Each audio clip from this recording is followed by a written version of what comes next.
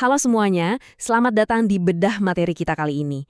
Langsung aja ya, kita bahas topik yang jujur aja bakal bikin kita sedikit ngiler. Kita mau ngebedah sebuah jurnal penelitian menarik yang ngebahas sesuatu yang super dekat dengan hati dan pastinya perut kita semua, yaitu kuliner tradisional Nusantara. Tapi tenang, kita nggak cuma bakal ngomongin soal rasa kok, kita juga bakal ngulik data dan riset nyata yang ada di baliknya. Tapi gini, pernah nggak sih kepikiran kalau sepiring rendang atau mungkin semangkok soto hangat kesukaan kalian, itu ternyata bisa ngubah cara kita ngomong dan bahasa yang kita pakai sehari-hari? Kedengarannya agak di luar nalar ya. Tapi nyatanya, riset akademis yang mau kita bahas sekarang ini ngebuktiin hal sebaliknya loh. Ada satu temuan menarik dari peneliti bernama Utami di tahun 2018. Intinya, kuliner itu jauh lebih dari sekedar urusan ngisi perut yang keroncongan, teman-teman. Ini tuh semacam ideologi budaya yang hidup dan terus berkembang. Makanan yang kita kunyah tiap hari ini sebenarnya adalah saksi sejarah geografis kita, cerminan gimana kita berinteraksi sosial, dan pastinya warisan identitas bangsa yang diturunin dari generasi ke generasi. Bagian pertama, identitas bangsa di meja makan. Coba deh bayangin, rendang atau nasi goreng. Mereka ini bukan sekadar menu pengganjal lapar, tapi duta budaya kita untuk dunia. Di riset ini disebutin loh kalau rendang itu sampai dinobatin sama CNN sebagai makanan terenak nomor 1 sejagat raya. Gila nggak tuh? Nah, hidangan-hidangan jawara inilah yang ngebentuk identitas global kita yang ujung-ujungnya sukses narik jutaan turis asing buat datang ke negara kita. Masuk ke bagian kedua, mesin penggerak ekonomi Nusantara. Nah, perhatiin angka ini, 41%. Gede banget kan? Studi ini nge-highlight kalau sektor kuliner itu nyumbang porsi yang supermasif buat PDB ekonomi kreatif kita. Biar lebih kebayang, di tahun 2013 aja, kontribusi kuliner terhadap produk domestik regional bruto itu nembus 209 triliun rupiah. Jadi, ini bukan main-main atau sekedar bisnis sampingan, ini benar-benar urat nadi perekonomian negara. Dan data ini benar-benar ngasih gambaran yang jelas banget.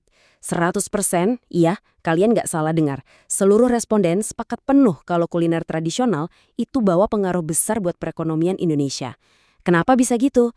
Ya karena bahan baku lokal yang dipakai itu langsung muter roda ekonomi para petani dan peternak setempat. Belum lagi devisa negara yang masuk kencang banget lewat sektor pariwisata dan potensi ekspor ke luar negeri. Tapi, biar adil, kita juga harus lihat dari dua sisi. Jurnal ini emang nyatat manfaat yang luar biasa. Kayak ekonomi yang lebih beragam, yang bikin daerah-daerah lebih tahan banting kalau ada krisis global, plus peluang masuknya investasi gede. Tapi, tantangannya juga nyata banget. Penggunaan rempah lokal yang spesifik dan kadang langka, itu sering banget bikin harganya melambung tinggi.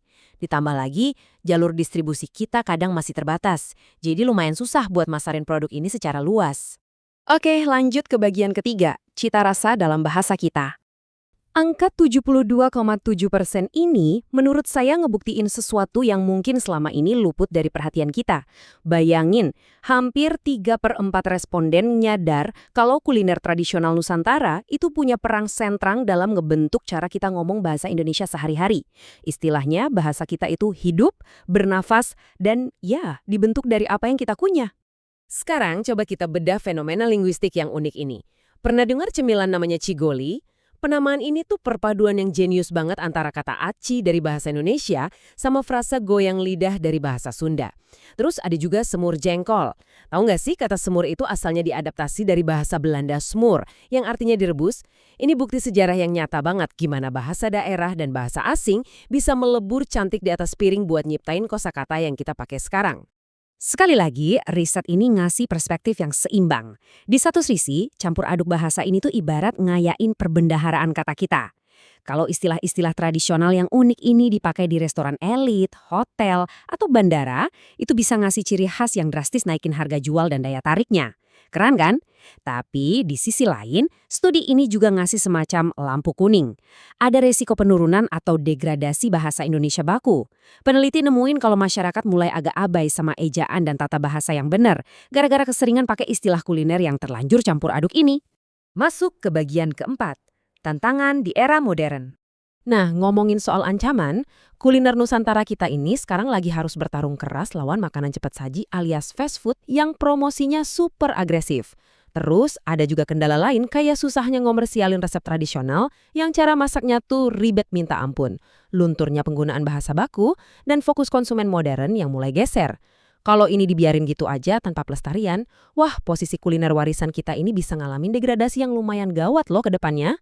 Bagian kelima, kekuatan promosi era digital. Bisa dibilang, ini tuh semacam panduan survival buat para pelaku usaha kuliner zaman now. Pertama, jurnal ini nekenin banget pentingnya manfaatin Society 5.0. Gunain sosmed, terutama Instagram. Karena promosi visual lewat food blogger itu nyatanya ampuh banget buat ngeracunin konsumen. Langkah kedua, tetep dong pakai bahasa Indonesia yang baik, benar, dan memikat buat ngejelasin produk kalian. Dan yang ketiga, ini penting banget. Pakai storytelling atau teknik bercerita yang otentik. 3 kombo ini udah terbukti bisa bikin jangkauan pasar kalian makin luas tanpa harus ngorbanin identitas asli. Jadi, kalau mau ditarik poin krusial dari seluruh obrolan kita hari ini, kuncinya ada di sini, storytelling. Menceritakan asal-usul, sejarah, dan makna di balik sebuah masakan itu ibarat jembatan utama antara rasa yang enak di lidah dengan pelestarian budaya kita. Nyampein cerita yang pas ke pelanggan, itu adalah senjata pamungkas buat ngejaga kualitas, konsistensi, dan pastinya kelestarian warisan leluhur kita di tengah gempuran zaman. Sebagai penutup bedah jurnal kita hari ini, coba deh pikirin cerita apa yang bakal kalian bagikan soal hidangan Nusantara yang kalian makan hari ini. Mulai sekarang, yuk jadikan tiap suapan makanan kalian itu lebih dari sekedar numpang lewat buat ngilangin lapar. Jadikan itu momen buat ikut muter perekonomian lokal sekaligus ngelestariin kekayaan bahasa kita. Terima kasih ya udah nemenin saya belajar hari ini. Sampai jumpa dan teruslah gali kekayaan budaya luar biasa yang ada di sekitar kalian.